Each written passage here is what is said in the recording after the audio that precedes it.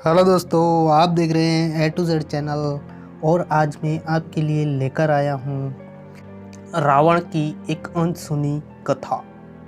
रावण की मृत्यु की यह वजह आप जानकर हैरान रह जाओगे।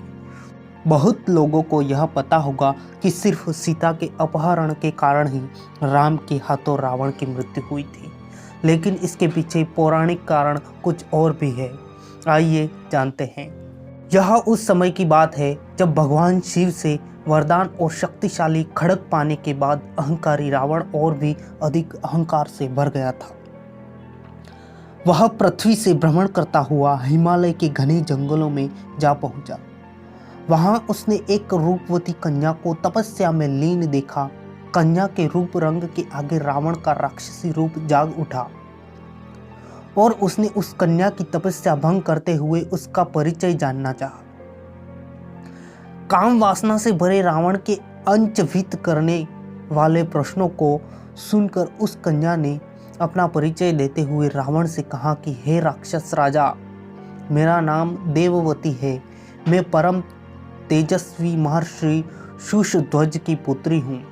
मेरे वयस्क होने पर देवता, गंधर्व, यक्ष, राक्षस, नाग सभी मुझसे विवाह करना चाहते थे, लेकिन मेरे पिता की इच्छा थी कि समस्त देवताओं के स्वामी श्री विष्णु ही मेरे पति बने। मेरे पिता की इस इच्छा से क्रुद्ध होकर शंभु नामक दैत्य ने सोते समय मेरे पिता की हत्या कर दी और मेरी माता ने भी पिता के वियोग में उनकी जलती चिता में कूदकर अपनी जान दे दी। इसी वजह से यहाँ मैं अपने पिता की इच्छा को पूरा करने के लिए इस तपस्या को कर रही हूँ। इतना कहने के बाद उस सुंदरी ने रावण को यह भी कह दिया कि मैं अपने तप के बल पर आपकी गलत इच्छा को जान गई हूँ। इतना सुनते ही रावण क्रोध से भर गया और अपने दोनों हाथों से उस कन्या के बाल पकड़कर उसे अपनी ओर खींचने लगा। इससे क्रोधित होकर अपने अपमान की पीड़ा की वजह से उस कन्या ने दशानन को यह श्राप देते हुए अग्नि में समा गई कि मैं तुम्हारे वध के लिए फिर से किसी धर्मात्मा पुरुष की पुत्री के रूप में जन्म लूंगी।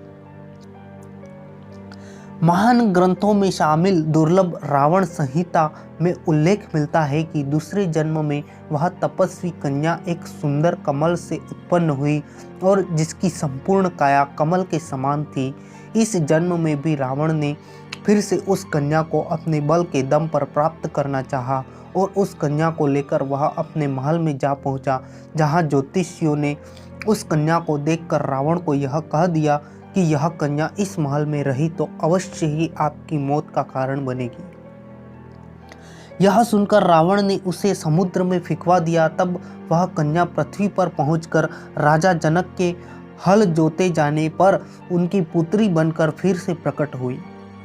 शास्त्रों के अनुसार कन्या का यही रूप सीता बनकर रामायण में रावण के वध का कारण बनी।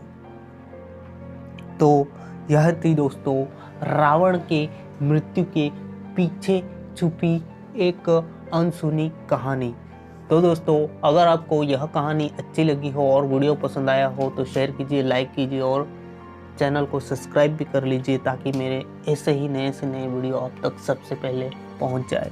थैंक यू, धन्यवाद।